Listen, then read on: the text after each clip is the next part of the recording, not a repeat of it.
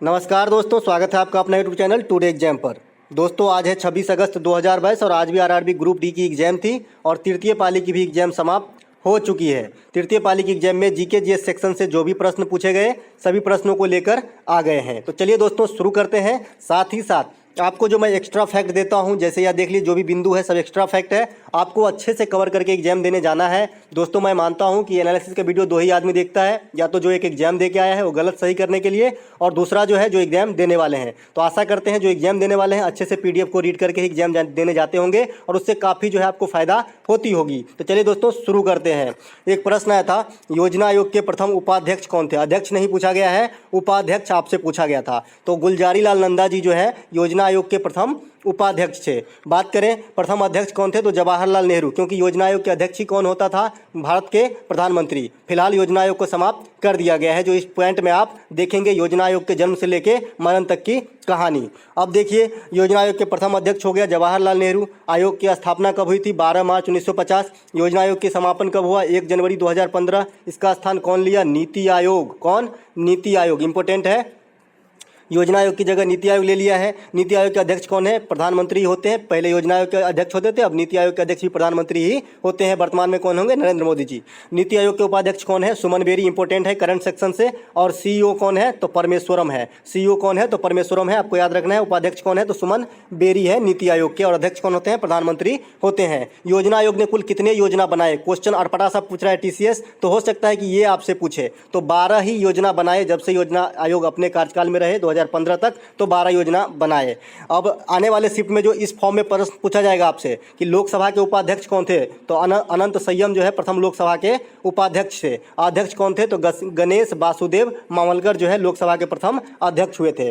चलते हैं अगले प्रश्न की तरफ। अगला प्रश्न पूछा गया था आपसे कि 14 फरवरी 2022 को इसरो ने कौन सा मिशन लॉन्च किया है? तो 14 फरवरी 2022 को इसरो के द्वारा PSLV C12 को लॉन्च किया गया था। PSLV का फुल फॉर्म भी आपसे पूछा जाता है, पोलर सैटेलाइट लॉन्च व्हीकल होता है, तो इसका भी ध्यान रखिएगा। पोलर सैटेलाइट लॉन्च व्हीकल होता है PSLV का। एक होता है GSLV, तो उसके लास्ट 3 डिजिट जो है SLV, उसका भी सेम होता है सैटेलाइट लॉन्च व्हीकल, और G से जियो स्टेशनरी हो जाता है। तो यहाँ पे अब इसरो की थोड़ा सा देखेंगे, तो इसरो की स्थापना कब होती है? 1969 में। मुख्यालय कहाँ है? बेंगलोर में। बेंगलोर को क्या कहा जाता है? सिलिकॉन वैली कहा जाता है। क्या? सिलिकॉन वैली कहा जाता है। तो ये भी बात आपको ध्यान रखना है। साथ ही साथ आपको कन्फ्यूजन होती होगी कि साइलेंट वैली क्या है। साइलेंट वैली जो है एक नेचर से संबंधित है। सिलिकॉन वैली बेंगलोर में है, साइलेंट वैली केरल में है, ध्यान रखिएगा।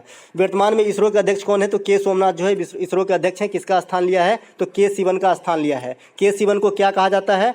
जो रॉकेट मैन ऑफ इंडिया कहा जाता है, ध्यान रखिएगा। इसरो ने गगनयान योजना को लॉन्च करने का कब प्रस्ताव रखा है? तो 2022 में ही रखा है, और शायद 1-2 महीने में जो है इनका नज़दीक है समय, तो ये भी आप ध्यान रखिए, करंट सेक्शन में पूछा जा सकता है।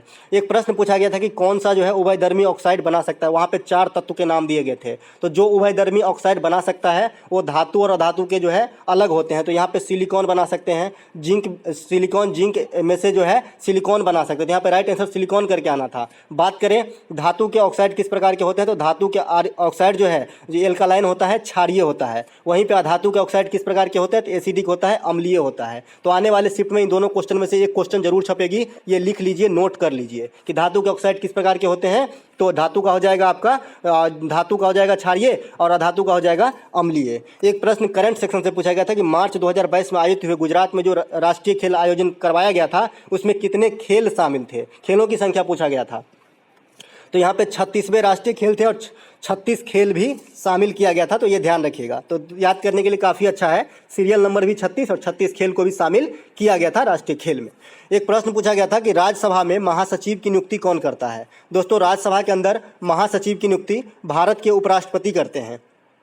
जैसा कि आप जानते हैं कि राज्यसभा का अध्यक्ष कौन होता है? तो भारत के उपराष्ट्रपति होते हैं राज्यसभा का अध्यक्ष। वर्तमान में राज्यसभा के महासचिव कौन है? तो PC मोदी, प्रमोद चंद्र मोदी नाम है शायद इसका, PC मोदी का फुल फॉर्म। तो ये जो है वर्तमान में राज्यसभा के महासचिव है। और राज्यसभा के आपको जो है उपाध्यक्ष भी पूछा जा सकता है, तो हरिवंश नारायण जो है ये राज्यसभा में अभी उपाध्यक्ष है, तो ये बात भी आपको ध्यान रखना है। बात करें अंतर्राज्यीय परिषद के अध्यक्ष कौन होता है? तो भारत के प्रधानमंत्री होता है। दोस्तों मैं आपको पढ़ाता हूँ, को रिलेट करके याद करना सिखाने की जो है प्रयास करता हूँ मैं। तो अभी प्रधानमंत्री कौन कौन सदन के अध्यक्ष होते हैं? नीति आयोग के, अंतर्राज्यीय परिषद के, और भारत में जो भी परमाणु कार्य से संचालित होने वाले संस्था है उनके उनके चीफ कौन होते हैं? तो प्रधानमंत्री होते हैं। ये भी बात आप ध्यान रखिएगा, राष्ट्रपति नहीं होते हैं।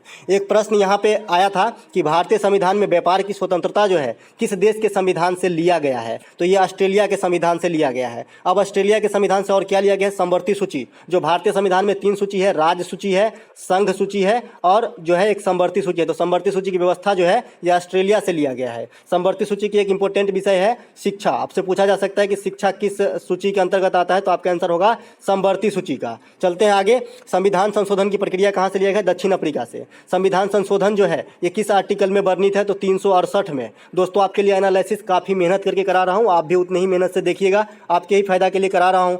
और एक नीति निषेध तत्व कहाँ से लिए गए? आयरलैंड से। किस भाग में रखा गया? भाग 4 में। कहाँ से कहाँ तक आर्टिकल कवर करता है? 36 से 51 तक का। आयरलैंड से और क्या लिया गया है? जो राज्यसभा में 12 सदस्यों को राष्ट्रपति के द्वारा नॉमिनेट किया जाता है, ये भी आयरलैंड के संविधान से ही ग्रहण किया गया है। आपातकालीन व्यवस्था कहाँ से लिया गया है? जर्मनी के संविधान से लिया गया है। आपातकालीन आर्टिकल कल पूछा था कौन कौन से होते हैं? 352, 356 और 360 जो है ये आपातकाल से संबंधित आर्टिकल है, जिसमें 360 क्या है? वित्तीय आपात। 356 क्या है? राष्ट्रपति शासन। 352 क्या है? राष्ट्रीय आपात। एकल नागरिकता कहाँ से लिया गया है? ब्रिटेन से लिया गया है। साथ ही साथ संसदीय प्रणाली व्यवस्था भी ब्रिटेन से लिया गया है। चलते हैं आगे। एक प्रश्न पूछा गया था सितंबर 2021 में निर्भया पहल किस राज्य ने शुरू की? दोस्तों सितंबर 2021 में निर्भया पहल जो है उत्तर प्रदेश योगी आदित्यनाथ के द्वारा चलाया गया। वन राशन कार्ड योजना भी उत्तर प्रदेश के ही पहल है, तो आपको ये बात भी ध्यान रखना है। वर्तमान में मुख्यमंत्री कौन है उत्तर प्रदेश के? लगातार दूसरे कार्यकाल के लिए योगी आदित्यनाथ जो है, और एक जो है आनंदीबेन पटेल जो है यहाँ का राज्यपाल है वर्तमान में। चलते हैं आगे।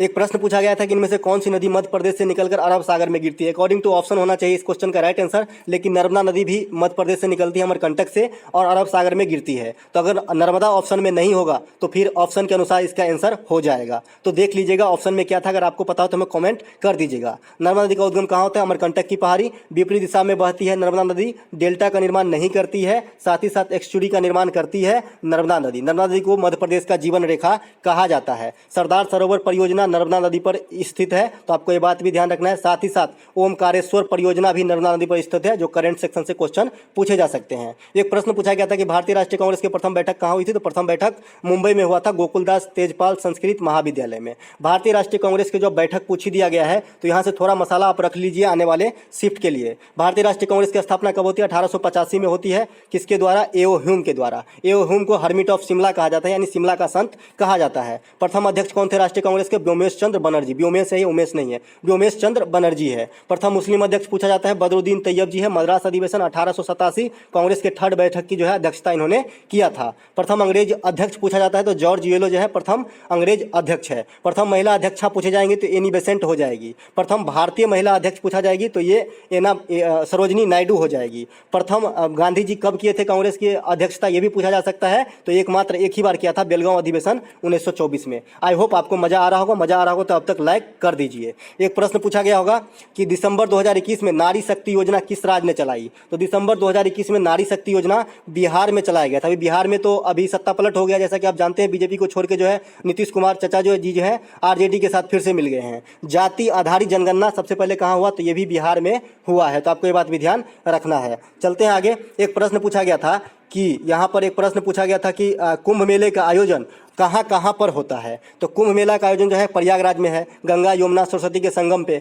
उसके बाद प्रयागराज जो है इलाहाबाद को ही कहते हैं, कंफ्यूज नहीं होना है, नया नाम हो गया है। उज्जैन में क्षिप्रा नदी के किनारे महाकालेश्वर जय महाकाल, हरिद्वार में गंगा नदी के किनारे, और नासिक में गोदावरी नदी के किनारे। यहाँ पे 4 जगह पे जो है उज्जैन की मेला लगती है। नासिक का है महाराष्ट्र में, हरिद्वार का है उत्तराखंड में, उज्जैन का है मध्य प्रदेश में, प्रयागराज का है यूपी में।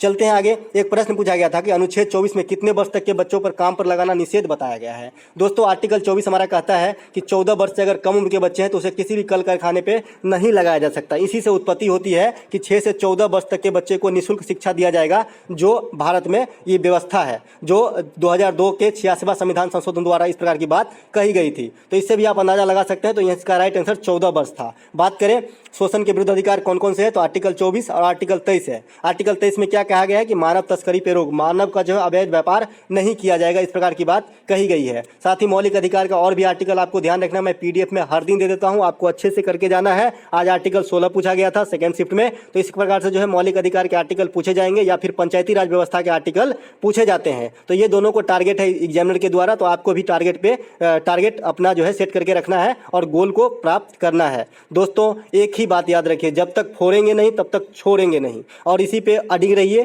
फील्ड नहीं छोड़िए, और अच्छे के साथ मतलब कम से कम 70 क्वेश्चन भी अगर आप सही अटेम्प्ट कर दिए तो इस बार आपका हो जाएगा, क्योंकि अटेंडेंसी जो है काफ़ी कम है ग्रुप डी में, क्योंकि सेंटर जो है बहुत दूर दिया जा रहा है। इससे जो महिला वर्ग है वो नहीं पहुंच पा रही, इससे जो है उपस्थिति कम हो रही है। आशा करते हैं कि वीडियो आपको अच्छा लगा होगा। अच्छा लगा हो तो एक लाइक कर दीजिएगा, साथ ही साथ शेयर कर दीजिएगा, और ये पीडीएफ आप हमारे टेलीग्राम चैनल जिसका सेम नाम है टुडे एग्जाम ही इनका नाम है टेलीग्राम चैनल का भी, जिसमें टी जो है कैपिटल है और ई कैपिटल है, यही चैनल का नाम आपको सेम टेलीग्राम पे मिल जाएगा। आपको सारा का सारा पीडीएफ जो है कंबाइंड वीडियो के बाद आपको मिल जाएगा। इसके बाद जो है कंबाइंड शिफ्ट का वीडियो देखना नहीं भूलिएगा अगर आने वाले शिफ्ट में आप एग्जाम देने वाले हैं तो, क्योंकि वो कंबाइंड वाले भर दिन में क्या क्या पूछा गया पूरी बातों का विश्लेषण मैं अच्छे से इत्मीनान के साथ करता हूँ। तो चलिए दोस्तों, जय हिंद।